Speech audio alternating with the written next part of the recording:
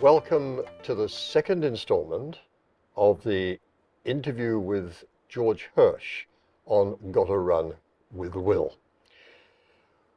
We've heard George take us through from the very early beginnings of running, or really the pre-beginnings of running, when there were only 3 of them in Central Park in the 1960s, and talked us through that period when New York Roadrunners were getting established, the New York Marathon was created and then moved into the 5 boroughs in 1976.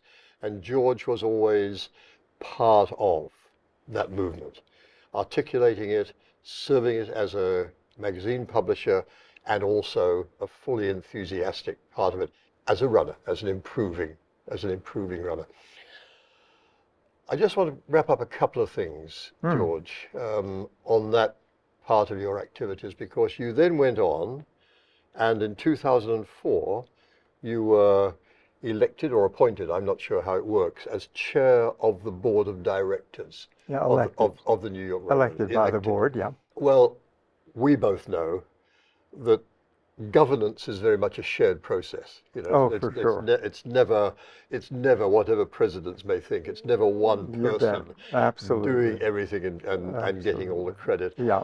But so therefore, this is in a way a slightly unfair question. But what would you see? Just trying to summarize quickly that extraordinary period, and we can go back and talk about it more in the third installment. What would you see as perhaps the major accomplishments? The board's major accomplishment and the Roadrunners' major accomplishment in the period. The CEO and the senior leadership team. Let us not forget the board. Absolutely. Oversees, the board sets and adjusts the mission. It's the CEO and the senior leadership team that are there day by day that execute and run the organization. And the board's job is to oversee the CEO, to appoint a CEO, to make sure that we've got the right one in place. And we've had really good people run the organization. Mary Wittenberg came in the same year that I did. She was just one of these incredibly energetic people, known for her passion for the sport. She's gone on to be one of the real leaders in women's sports of all kinds now. You name it, volleyball, soccer, her presence is major. And so she set a great tone for this organization and built it and kept innovating and bringing new things in, followed by Michael Caparasso and Peter Chacha, who again, the organization grew and flourished under them. Then she didn't intend to be a permanent CEO, but we convinced her to stay even longer than she initially agreed to. Karen Hempel, a very, very strong executive, a good runner herself, and there were some difficult times there. I mean, nothing rougher than COVID, when all of our races were canceled. We were doing 50 races a year, including the marathon canceled, and that meant that the entire revenue base of the organization was gone. Without the races, that meant no television sponsorship.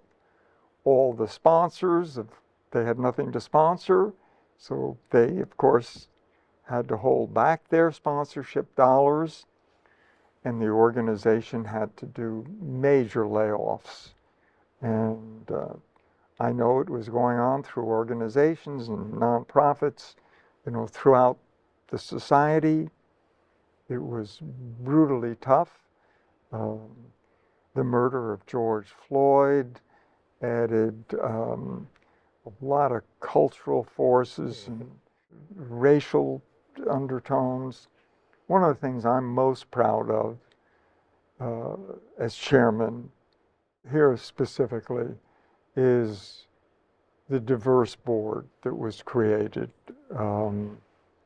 So at this point, I don't have the exact numbers in front of me, but it's a board that's certainly, I would say, half women, at least 50% people of color, and top talented people. That's something. I I think when I first was familiar and part of being a runner, the board was, a bunch of runners. I mean, that's what I remembered early on. Someone put someone up for the board, and someone says, "Oh, what does he do?" And someone else said, "Oh, about 6 miles a day." I mean, and why not? It was a running club. Let's be clear. It wasn't $100 million organization a year with 250 employees, incredible community impact, schools and seniors, and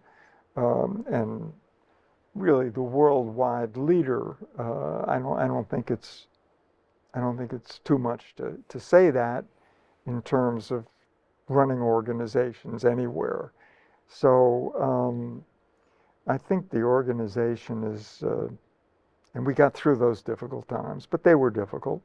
And the organization, I think, is very professional. We've got really strong leadership, a terrific CEO, experienced guy in business. He was at NBC Sports and ESPN on the business side.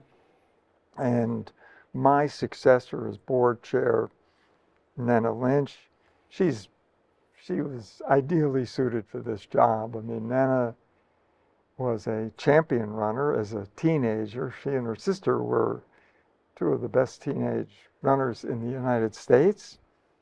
Went on to be an NCAA champion at Villanova, a Rhodes Scholar, and then she worked in a very important role in the Bloomberg administration. So she knows the inside of the city, and that's important because for an organization like ours, relationship with the city and all the city departments, of course, police, sanitation, all of it, in the mayor's office, it's critical to the functioning of this marathon. And so Nena took the baton from me, and just what you'd expect, she grabbed it and picked up the pace. I was a lifelong friend of her coach when she was in England, Bruce Teller. And so I've known certainly know Lynch Bruce. and I've known Nena and of her for many years, and, Sure. and concur completely with, exactly. with the very high description you give Yeah. of her. And I'm just wanting to remind people that this role, the role that Nena now has that she inherited from you, is chair of the board of directors. It's not the CEO. That's the operations, and that's much Very more important cutting edge. distinction. Yeah. But nevertheless, the board, you help to steer is probably the right word. Steer the organization through some very difficult times. You mentioned COVID, when you had a commercial business with no income. And you also, you and Mary, between you, steered the organization through the crisis of 2012. Hurricane Sandy. As well, with Superstorm Sandy, which we may get back to in a different context. Very tough. Yeah. Canceling the marathon. Yep. Really, really hard times, not easy. But let me just say, that organization has managed still to be true to its essential mission, which is what you described, a bunch of runners. The board was a bunch of runners, and it's become commercial, it's become big, but it hasn't lost contact with that. One of the most endearing things I found, this is going back some years now, but in a way it still applies. You said, what's his qualifications for the board? And somebody said, well, 6-minute miles or something. What I loved was, in the Roadrunners Club magazine, there used to be a dating page. People would say, SJF, single Jewish female, but then people put in their per mile pace. Because there is no way you can have a successful relationship between two people whose per mile pace was too discrepant. I just thought that was really endearing and Exactly. funny, Yeah, but yeah, also true to the commitment to running, to the yeah. actual business of running. Uh, but you also kept that commitment in your professional life. And just to, again, to say it, you weren't being paid for any of this with the road runners. You know, Not a penny. this is volunteer, Never. volunteer stuff. Not a cent. So you had to make an income, and you did that by going into the world of publishing. That's right. First of all with Time Life, I believe, Exactly. and then did you break out on your own because you then created the New York Magazine? Yeah. So tell us your career in publishing. Sure. So my first job, my first real job, as I said earlier in the first installment of our talk, I was a naval officer, but the first real career type job was at Time Life, and I, was kind of a do what they tell you to do, one black and one with cream, whatever they wanted. And I spent 5 years there, and I did get promoted, and eventually I was the assistant publisher of Life International. And I left there to join the startup of New York Magazine. And New York Magazine had been the Sunday supplement of the late Herald Tribune, which was a failed newspaper. And it had been a very successful supplement in the Tribune. I mean, a critical success, but the newspaper didn't exist. And I joined with the man who had been the editor at the time that the paper folded, the editor of the magazine supplement called New York. His name was Clay Felker. And I joined with him as president and publisher of this startup. I was pretty young. I was, learning a lot. I left Time Inc. a year before we launched the magazine. We launched it in April 1968. The week the magazine hit the newsstand was the week that Martin Luther King was assassinated. Mm. What a time in American life. And we had a bunch of writers. They were young at the time, but names, some of them, that you well know: Tom Wolfe, Jimmy Breslin, Gloria Steinem. And the magazine really was an instant hit. I mean, people loved it. There was nothing quite like it at that point. If the New York City Marathon was the first of a genre, this was the first of the city magazines. There had been Chamber of Commerce magazines, but nothing like this, with a voice and a point of view that was like this. And what a time. 6 weeks after we started, Bobby Kennedy was assassinated. The riots that summer at the convention, the Democratic convention in Chicago. And it was an extraordinary time to be publishing. And I looked back at recently a photo of about 7 or 8 of us from the party in 1967 when we announced the launch of this magazine. And the only 2 of us that are still alive are Gloria Steinem and myself. Mm. So I've seen that picture. Tom Wolfe is in that picture, isn't he? Tom's in the Yes, picture, yes, and Breslin, and some of the other well-known writers for sure. Yeah, absolutely. Yeah. And then following my time at New York Magazine, I started a magazine called New Times. Political, cultural, and it was wonderful. A very, very good editor named Joan Larson. And we did a lot of stories that had impact and, caused a big stir. And it was during that time that I had mentioned in our earlier talk, that New Times was a sponsor of the first 5-borough marathon, put some money into it at Right, that so point. there was that connection with running Yeah. then. Yes. Just So, to yeah. intersperse, when was it that you actually ran for office yourself? Was it about this time? No, 86, Oh, later. that was later then, okay. So, but in 1976, I published a very small, just 4 pages, a fold-over program for the New York City Marathon. And those people who have it, and there are people who do it, it's kind of a collector's item. And we handed it to all the runners who signed up for the race, and we had people hand them out on the streets.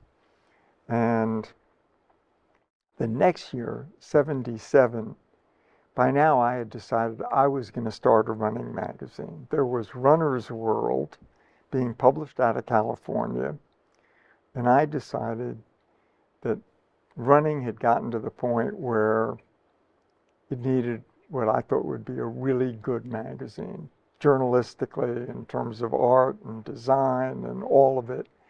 And I published a program for the 1977 New York City Marathon that was really the prototype for the runner. And it was a full-fledged magazine full of ads with Nike and Adidas and so on. And I mean, people knew that it was the reason was to let people know we were launching this magazine. And that was the 77 marathon program. What came out of that, was, because I've still got my copy of the New York magazine that went with the New York City Marathon in 1980, Sure. when I first Yeah, ran it. Okay. That and also the magazines that we had in England. There was a weekly called Athletics Weekly, but very basic. Oh, I remember. Results, kind of a little more track and field compilation news. of results, but track and field as well as running. But the existence of such a magazine about our sport, and often us in it, gives you a sense of significance. So what I think that was doing, the publication and the recording of the sport and the analysis of it was combining that sense of fun that we were talking about before and just the sheer love of running with a sense that this is actually something significant and worth recording, and that your accomplishments, you as a 2:38 marathon, this is worth having a place somewhere in a publication. And we loved those things. It was fresh, it was new, the writing was great. We had people like Shorter and Rogers and Marty LaCory were writing training columns, and eventually people started coming over from Runner's World, like George Sheehan and Hal Higdon. They came over and joined us. And so what happened was Runner's World was bought by Rodale Press. And I knew the folks at Rodale, president of Rodale. He's still a very good friend of mine, Bob Teufel. And Bob came to me and said, why don't we buy the Runner, merge the two, you come in and run the whole thing, and, we don't have to fight each other. I mean, it made perfect sense. And then Runner's World just really took off. And I was then running it, and then I started international editions, as you know, and first one was in South Africa, and then England, and Australia, and now in any number of countries. And it was the voice of the sport for an awfully long time. And this was, of course, way before, digital and so on. I just want to linger on that because you had the idea of the running magazine. It wasn't the first. No, not at all. But it was close to being the first. It was second, in yeah. that form, Yeah. second, of a magazine like that. Yeah. And it started exactly the same time as one that I wrote for in New Zealand called New Zealand Runner, Yeah. which was just dreamed up by this guy. I knew New Zealand Runner. Yeah. They were the two best running magazines in the world, Yeah. New Zealand Runner and The Runner. And it occurs to me that I wrote for The Runner once or twice for Mark Bloom. I remember. And so you actually paid me We paid people. It was, It hadn't occurred to me before that I'd worked for you, George, but anyway. yeah, no, we paid people and we got good writers and Let me just say it was how good. good they were, how It good was Mark really Bloom good. was, and that magazine was a really first-class It took publication off. It really did. in its writing Yep, and its visuals. And it got it exactly right because there were various attempts to do things that were, but I won't name them, but a bit more literary, a bit more kind of self-conscious and celebrity. Didn't work. That one got the combination exactly right. yeah. Yeah, Mark Bloom was a really Mark made a terrific very job of good it. And editor. then you moved, but then you were also having original ideas with Runner's World. And I remember you talking to me about Sure. running magazines in Yeah, other countries of one day. course. And then all of a sudden, you're starting Runner's World South Africa and Runner's World here and Runner's World there. And that's still existing. That's Exactly. still going strong. That was And such fun for I me. occasionally write for Runner's World Australia, Runner's World UK, Yeah. and so on. Still going strong. Yeah, no, that was a All lot of fun. I enjoyed mhm. launching those magazines. It's I think it's something else that we need to recognize is that running has a culture. No, I wrote a book called Running in Literature, and it was an attempt to codify some of that culture at a somewhat more formal level. But the journalism culture is really important. Yeah, and Amby Burfoot is one of the great leaders in that, He has done I mean, for brilliantly. sure, as we know. And he and I worked together for, gosh knows, all those years at Runner's World. And what a terrific editor Amby has been. And he's still in the sport. And of course, you know, he and I still do a podcast. I know I that. I was know, going to get which to is, that. oh, okay. Amby said of you, as an 80th birthday tribute to you, wrote of your commitment to quality, your judgment of character, your commercial abilities, and your zestful runner's sense of fun and unfailing joy in running. Huh. That may be my summary of what he wrote as a sport and a community. So a lot of us would struggle to understand quite what a publisher does. It's a governance role, isn't it? It's No, steering, is it no, not? Oh, no. In well, this case, it's explain not. it. Explain a little more how it works. It's really not. A publication is a business. And the publisher runs the business. And everyone who works for the publication, by that I mean the editor, the advertising director, the circulation director, the financial people, the public relations people, and so on, report to the publisher. So the publisher oversees this operation. It is a full-time, hour-by-hour job, very different than a board chair. Oh, You're running the operation. That's what it is. Yeah. And Amby was the editor, and by that he was responsible for the content, for the writing and the art and the design, the layout, the story selection. And obviously he and I worked closely together, and you know, we would talk about things and you know, all the time, regularly. But he was the one who made that magazine. it was such a success because you worked so well together and because you had a similar sense of mission. I think that's right. It's a word we'll be using again in our third installment of the inclusivity of the sport. That's right. That a magazine is doing what the traditional, what say Athletics Weekly mainly did, which was deal with the elite sport, deal with who won what when. Yeah, But then you were also reaching out to the new joggers, absolutely. Yeah. the women who were nervous about running around the block in case the neighbours talked about that, and everybody, the whole community, and that was And the importance of women coming into the sport, which was transformative. yes. As I said when we talked earlier, in those early days when I started running, you know, back in 68, 69, there were very few women. I mean, very few, as you know well. At the age of 89, you decided you needed a new challenge. So So you took on a podcast with Amby Burford. So how does it feel to be working alongside a raw, youthful talent like Amby, who's a mere 78? That's right. Yeah, And what are you doing? And are you having fun? a lot of fun. I mean, it's like me sitting here with you. You know, we're talking about something that we know and we love, and we do it on, every other week, and there's always news and information, and we've been finding, wonderful guests to talk to. I mean, the sport is just full of interesting people, and they've got, so much to offer. Uh, it's it's a joy. It's not heavy lifting, I have to tell you. Well, many of those interesting people, especially those based in New York, have appeared on Got to Run with Will, Sure. because Will has the same kind of Oh, vision sure. as you.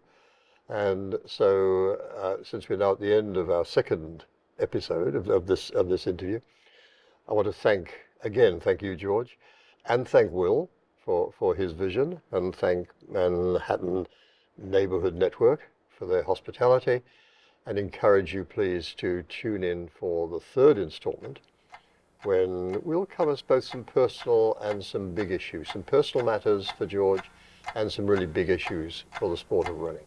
So thank you again, George Hirsch, and thank you, audience, and thank you, Will Sanchez.